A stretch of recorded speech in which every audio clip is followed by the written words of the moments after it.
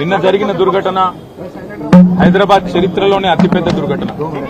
అగ్ని ప్రమాదం ఏదైతే జరిగిందో ఒకటే కుటుంబంలో 17 మంది చచ్చిపోవడం అంటే నిజంగా కూడా మనసున్న ఎవరికైనా నిన్న ఆ సంఘటన దృశ్యాలు ఆ తర్వాత వాళ్ళ కుటుంబ సభ్యుల ఆర్తనాదాలు వింటే గుండె కదిలిపోయే పరిస్థితి.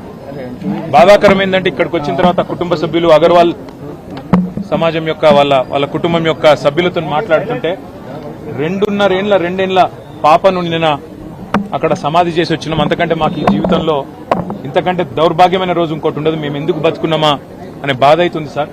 మేము ఎవరిని నిందిస్తలేము, ఎవరిని ఏమంటలేము. కానీ ఇక్కడ అగ్ని ప్రమాదం జరిగిందని చెప్పంగానే ఏ ఫైర్ బ్రిగేడ్ అయితే వచ్చిందో అది నీళ్లు లేకుండా అరకొరగా వస్తే లాభమైంది, వసతులు లేకుండా వస్తే లాభమైంది. వచ్చిన ఆ ఫైర్ సర్వీస్ వాళ్ళు కూడా మాకు మాస్క్ లేదు కాబట్టి లోపలికి పోలేకపోతున్నామంటే ఇంతకంటే న్యాయం ఉంటుందా? అట్లే వచ్చిన అంబులెన్స్ లో కూడా మాస్కులు పెట్టకపోతే, ఎందుకంటే ఎప్పుడైనా అగ్ని ప్రమాదంలో ఆ పొగతోని ఊపిరాడదు, ఆ ఊపిరాడకనే ఊపిరి పోతుంది, ప్రాణాలు పోతాయి. అట్లాంటప్పుడు ఆక్సిజన్ మాస్కులు లేకుండా, అట్లాంటప్పుడు వచ్చిన అంబులెన్స్ లో కనీస సౌకర్యాలు లేకుండా వస్తే ఎట్లా? ఆ సౌకర్యాలు ఆ ఫైర్ ఇంజన్ లా అంబులెన్స్ లో ఉంటే కొన్ని ప్రాణాలు బతుకుతుండే, కొంతమంది అన్న మా వాళ్ళు బతుకుతుండే అనే బాధ. ఇలా రాజకీయం లేదు, ఎవరిని తిట్టేది లేదు.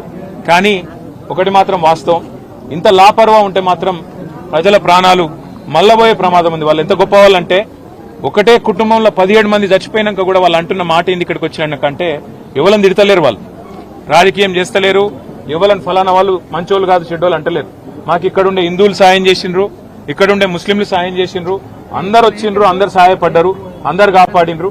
కానీ మాకు జరిగింది ఇంకొకరికి జరగద్దు. కనీసం ఇప్పుడన్నా ప్రభుత్వం మేల్కొనాలే, ఇప్పుడన్నా ముందుకొచ్చి ఈ రాష్ట్రంలో ఈ నగరంలో మళ్ళొక్క ప్రాణం ఫైర్ యాక్సిడెంట్ లో పోకుండా కాపాడండి సార్. మాకు అంతకంటే ఏమొద్దు.